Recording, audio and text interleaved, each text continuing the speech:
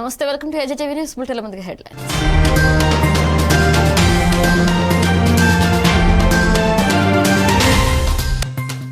కేదార్నాథ్లో పర్యటిస్తున్న ప్రధానమంత్రి నరేంద్ర మోదీ ఆలయంలో శివుడికి మహారుద్రాభిషేక ప్రత్యేక పూజలు.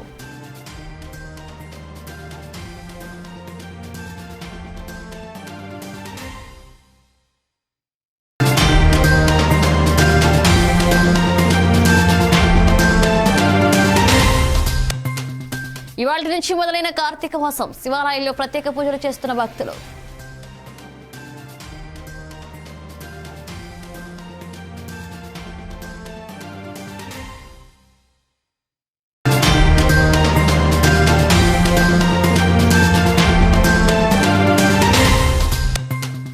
అనంతపురం జిల్లాలో ఘోర రోడ్డు ప్రమాదం, కూలీలతో వెళ్తున్న ఆటో బోల్తా, 5 మృతి.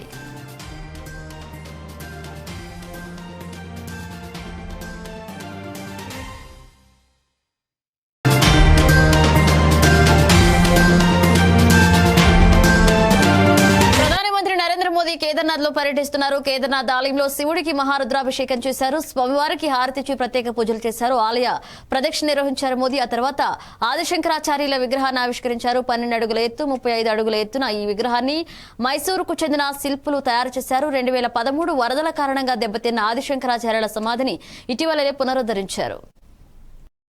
इस तीर्थ नगरी को भारी तबाही का सामना करना पड़ा। ये दृश्य 19वीं सदी का है, जब मंदिर का गरिमामय रूप दूर से ही दर्शित होता था। इसके पीछे की ऊंची बर्फीली पहाड़ियां दृश्य की भव्यता को और बढ़ाती थी। फिर धीरे धीरे इसके चारों ओर अनियोजित इमारतें बन गई और मंदिर मानो कहीं छिप सा गया। वर्ष 2017 में माननीय प्रधानमंत्री जी स्वयं श्री केदारनाथ धाम आए एवं धाम के आध्यात्मिक गौरव और दिव्य स्वरूप को पुनः स्थापित करने के लिए श्री केदारनाथ धाम पुनर्निर्माण योजना की परिकल्पना की।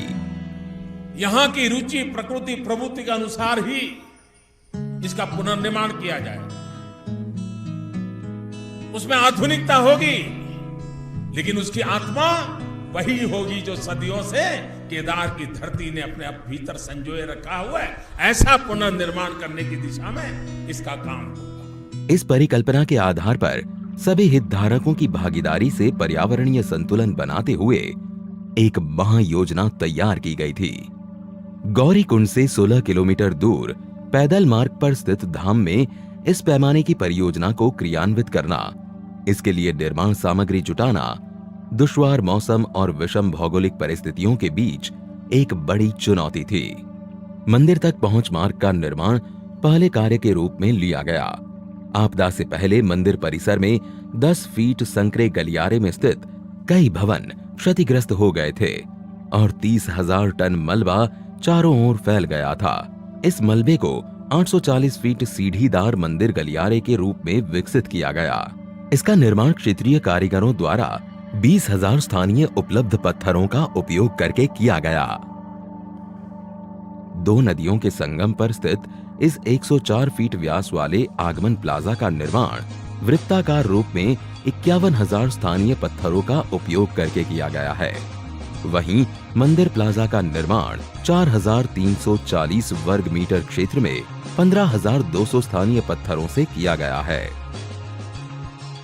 बाढ़ से सरस्वती और मंदाकिनी नदी के किनारों के साथ बह गई भूमि के पुनर्ग्रहण तथा बहुस्तरीय बाढ़ सुरक्षा कर मंदिर परिसर को एक द्वीप के रूप में बहाल करने के लिए दोनों नदियों पर बाढ़ सुरक्षा दीवारों का निर्माण कार्य किया गया। आपदा से क्षतिग्रस्त हो गए तीर्थ पुरोहितों के आवासों के पुनर्निर्माण का कार्य चौथे कार्य के रूप में लिया गया। चरणबद्ध तरीके से तीर्थ पुरोहितों के घरों का निर्माण स्थानीय पत्थर, लकड़ी और ढलवां छत उपयोग कर स्थानीय स्थापत्य शैली द्वारा किया जा रहा है। 5वें कार्य के रूप में आपदा से क्षतिग्रस्त श्री आदि गुरु शंकराचार्य समाधि के पुनर्निर्माण को लिया गया। ऐसा भव्य दिव्य आदि शंकर का वो स्थान बने, उनका समाधि स्थल बने, और वो भी ऐसे बने कि आदि शंकर का स्थान केदार से थोड़ा सा भी अलग हुआ ऐसा अनुभव न करे। समाधि तक पहुंचने के लिए ये भूमिगत रचना, जिसमें स्मारकीय दीवारों के बीच चलकर जाना तीर्थयात्रियों को एक अनूठी यात्रा का अनुभव प्रदान करता है। मूर्ति के दर्शन कर चिंतन पथ पर चलते हुए ये यात्रा पर्वतों और विहंगम दृश्यों के दर्शन के साथ समाप्त होती है। इन 5 कार्यों का लोकार्पण आज किया जा रहा है।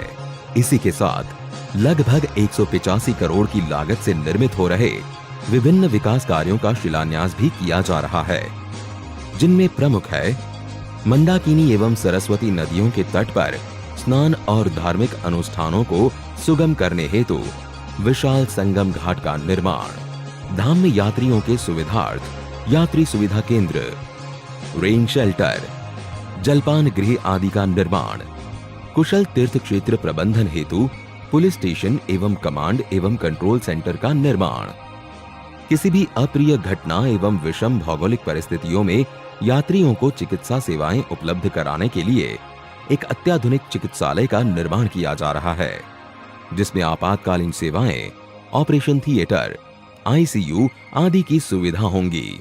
ये निर्माण योजना मात्र भौतिक सुविधाओं को ध्यान में रखकर नहीं, वरन इस स्थल की लौकिक व तीर्थ यात्रियों की आंतरिक ऊर्जा को पुनः जागृत करने का एक प्रयास है।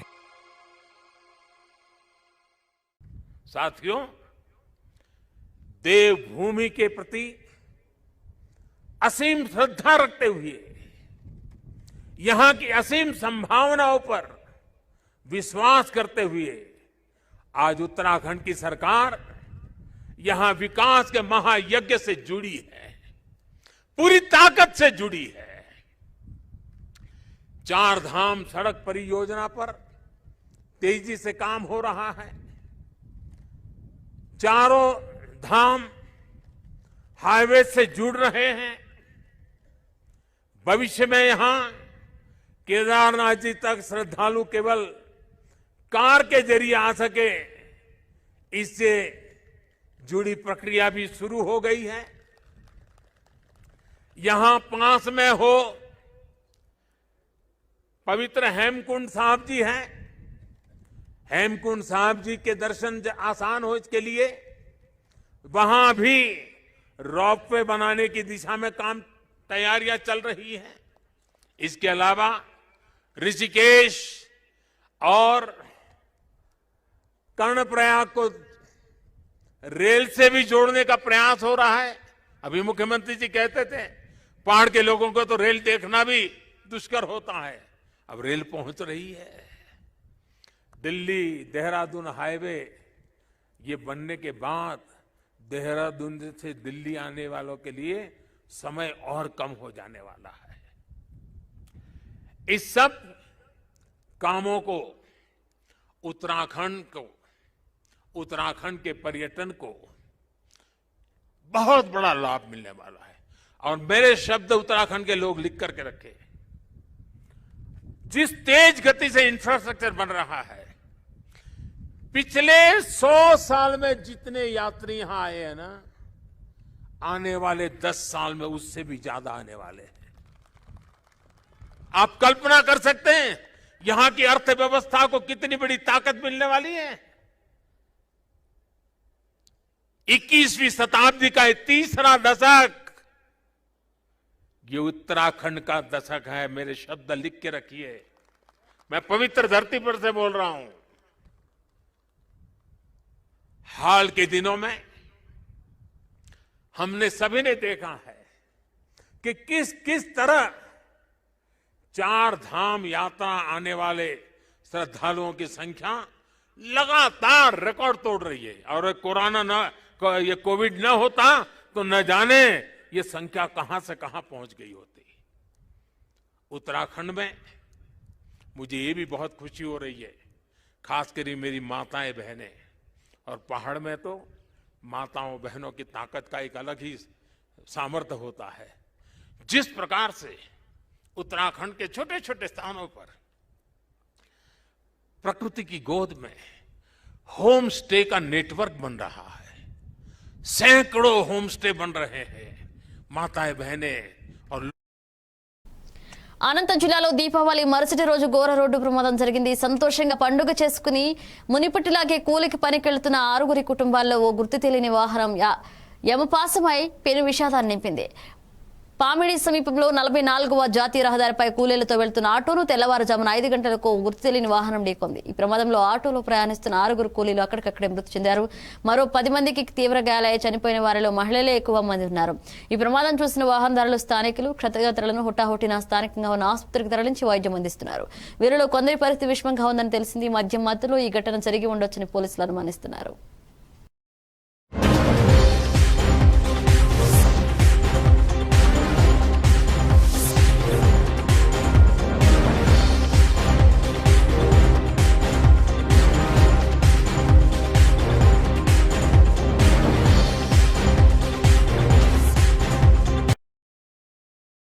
హిందూ సాంప్రదాయంలో మహిమాన్విత్వ మాసంగా భావించే కార్తీక మాసం ఇవాళ్టి నుంచి మొదలైంది. తెల్లవారుజాము ముందే శివాలయాల్లో ప్రత్యేక పూజలు, హోమాలు మొదలయ్యాయి. భక్తులు నదీ స్నానాలు చేసి కార్తీక దీపాలు వెలిగించారు. ఈ కార్తీక మాసంలో నదీ స్నానం, దానం, జపం, పూజ, ఉపవాస వ్రతాలు, దీపాలు వెలిగించడం, వనభోజనాలు చేయడం వల్ల పాప ప్రక్షాళన జరుగుతుందనే విశ్వాసం ఉంది. అందుకే చలని సైతం లెక్క చేయకుండా ఉదయాన్నే కార్తీక దీపాలు వెలిగిస్తారు భక్తులు. ఈ పుణ్యమాసంలో కార్తీక సోమవారాలు అత్యంత పవిత్రమైనవిగా శివపురాణం చెబుతుంది. ఈ మాసంలో వచ్చే పాడ్యమి, చవితి, పౌర్ణమి, చతుర్దశి, ఏకాదశి, ద్వాదశి తిథుల్లో శివపార్వతులు అనుగ్రహం కోసం ప్రత్యేక పూజలు చేస్తారు. దేశం నలుమూలలా ఉన్న శివాలయాల్లో రుద్రాభిషేకాలు, రుద్రపూజ, 1,00,000 బిల్వదళాలతో పూజలు, అమ్మవారికి 1,00,000 కుంకుమార్చనలు విశేషంగా జరుగుతాయి.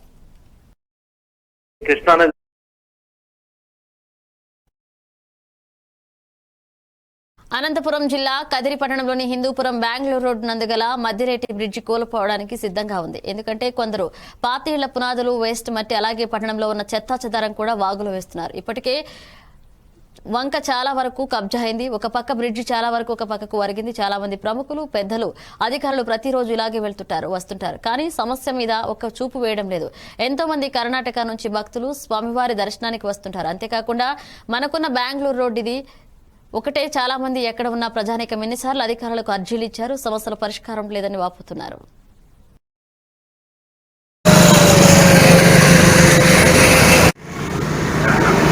స్వామివారు మధ్యలేడు తీర్థమని, స్వామివారు మధ్యలేడు తీర్థం అంటారు. దీన్ని భవనాసి తీర్థము మధ్యలేడు అంటారు.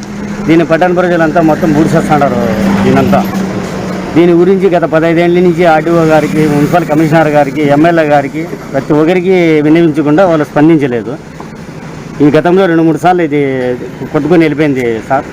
మధ్యలేరు వాగు అంతా ఖచ్చితంగా ఈసారి రోడ్డు వెళ్ళిపోతుంది. ఇవన్నీ మొత్తం వెళ్ళిపోతాయి నాకు తెలిసి. దగ్గర కూడా బట్టి ఈ రోడ్ అంటే ఆర్డీఓ గారు, ఎండిఓ గారు, స్థానికులందరూ పోతూ ఉంటారు. ఆ మట్టి వేస్తారు. ప్లస్ మినిస్టర్ ప్రోగ్రాం ఉన్నప్పుడు మట్టిని మళ్ళా నూకేస్తారు.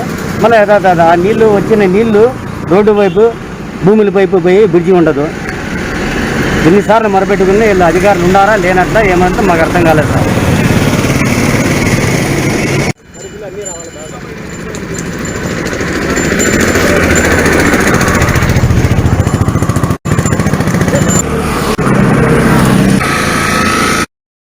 ఈ రోజు గూడూరు పట్టణంలో గల ముత్యాలపేటలోని బుద్ధుని విగ్రహం నందు దీపావళి సందర్భంగా బుద్ధునికి దీపాలతో అలంకరించి ఆయన బోధించిన పంచశీల పుస్తకాలను ఆవిష్కరించడం జరిగింది. బుద్ధుడు జ్ఞానవంతుడై 18 సంవత్సరాల తర్వాత తమ తండ్రి కోరిక మేరకు తన శిష్యులతో తన రాజ్యానికి వచ్చిన సందర్భంగా దీపాలు వెలిగించి స్వాగతం పలికారు. దీపావళి అని తెలియజేయడం అనేది పై కార్యక్రమంలో భాస్కర్ గౌడ్, ఎం శ్రీనివాసాచారి, ఎల్వి సుబ్బయ్య తదితరులు పాల్గొన్నారు.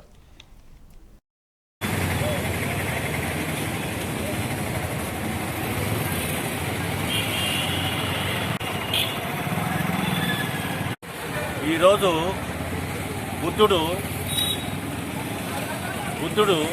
తన రాజ్యాన్ని, తన భార్యాబిడ్డల్ని, తన సామ్రాజ్యాన్ని వదిలేసి మనిషి దుఃఖానికి కారణం ఏదో అన్వేషించేదానికోసరంగా, జ్ఞానం పొందేదానిగా అడవులకి వెళ్ళిపోయాడు. ఆ తర్వాత అక్కడ ఋషులు, మునులు వాళ్ళ ద్వారా బాధలకి, దుఃఖానికి మార్గాలను అడిగితే వాళ్ళందరూ కూడా వాళ్ళు దోచిన విధంగా అతనికి చెప్పారు. కానీ వాటి వల్ల ఏమి కూడా అతనికి పరిష్కరించలేదు.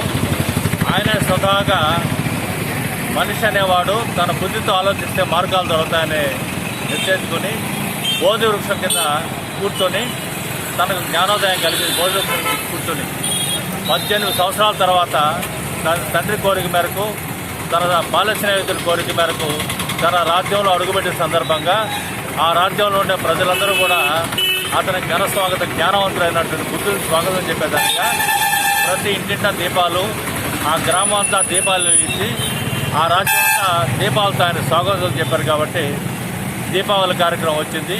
ఈ దీపావళిని ఆనాటి నుండి అశోకుడు చక్రవర్తి కూడా కొనసాగించాడు.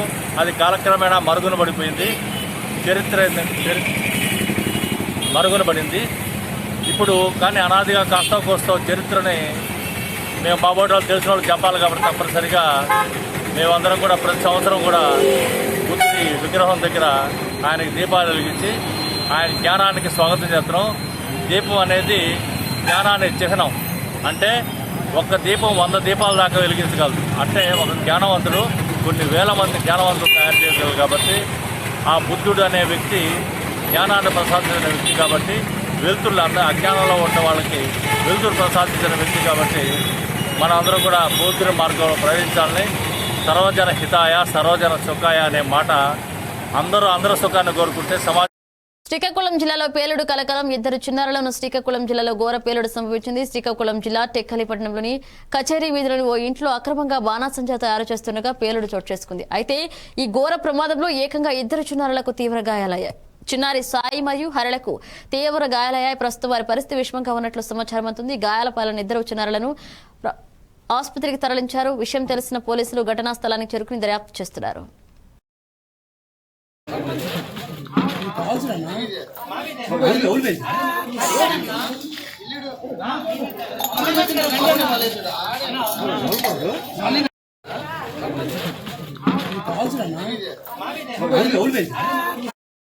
నెల్లూరు 13వ వార్డ్ కార్పొరేటర్ టీడీపీ అభ్యర్థి తిరుపతి కార్పొరేషన్ ఎన్నికల ప్రచారంలో పాల్గొన్నారు. స్థానికుడిగా డివిజన్ సమస్యలు పరిష్కరించేందుకు తన వంతు కృషి చేస్తారని తనకు ఓటు వేసి గెలిపించాల్సిందిగా కోరారు.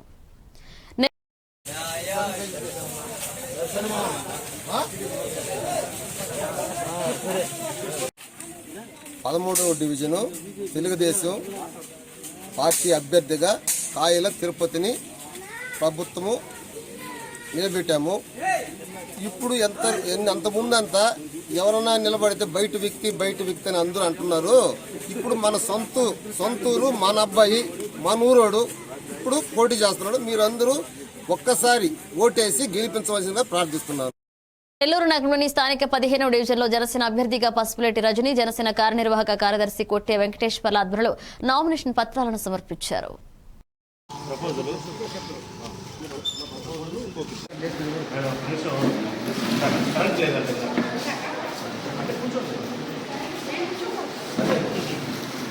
ముందుగా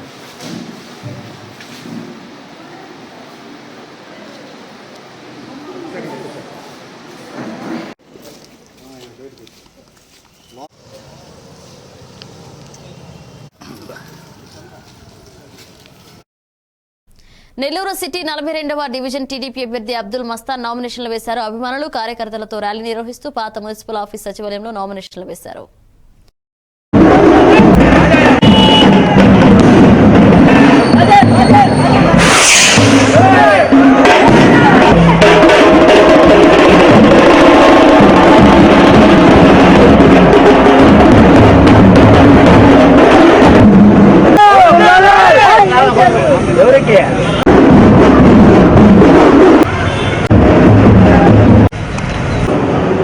ఈరోజు తెలుగుదేశం పార్టీ తరపు నుంచి 42వ డివిజన్లో నామినేషన్ వేయడం జరిగింది. ఈరోజు మన నారాయణ గారు, అబ్దుల్ అజీజ్ గారు, మన పార్లమెంట్ అధ్యక్షుడు, వైఎస్ఆర్ పార్టీకి అల్లాడిస్తున్న మన నాయకుడు మన కోటారెడ్డి సీనన్న గారు ఆధ్వర్యంలో ఈరోజు నేను నామినేషన్ చేయడం జరిగింది.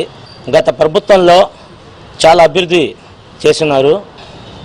ఈ వైఎస్ఆర్ ప్రభుత్వం ముస్లింకి వాగ్దానం చేసి జగన్ గారు దుల్హన్ స్కీము చంద్రబాబు నాయుడు గారు 50,000 ఇస్తుంటే ఈయన వచ్చి ఎలక్షన్లో పాదయాత్రలో నేను ₹1,00,000 ఇస్తారని ద్రోహం చేసి తుంపమెంచినారు ఈ వైఎస్ఆర్ పార్టీ ప్రభుత్వం. గత ప్రభుత్వంలో తెలుగుదేశం పార్టీ రోడ్లైనా పార్కులైనా ఇంకా చాలా చేస్తున్నారు.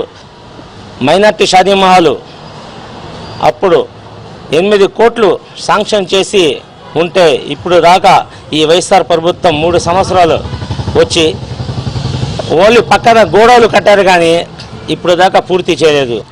42వ డివిజన్లో నేను కార్పొరేటర్ అయితే ఆడపిల్లలు ముస్లిం అయినా, హిందూ అయినా, క్రిస్టియన్ అయినా ఎవరైనా 42వ డివిజన్లో ప్రతి ఆడపిల్లకి నా తరపు నుంచి పెళ్లి కానుక 10,000 కానుక నేను ఇస్తానని నా తరపు నుంచి ఒక హామీ ఇస్తున్నాను.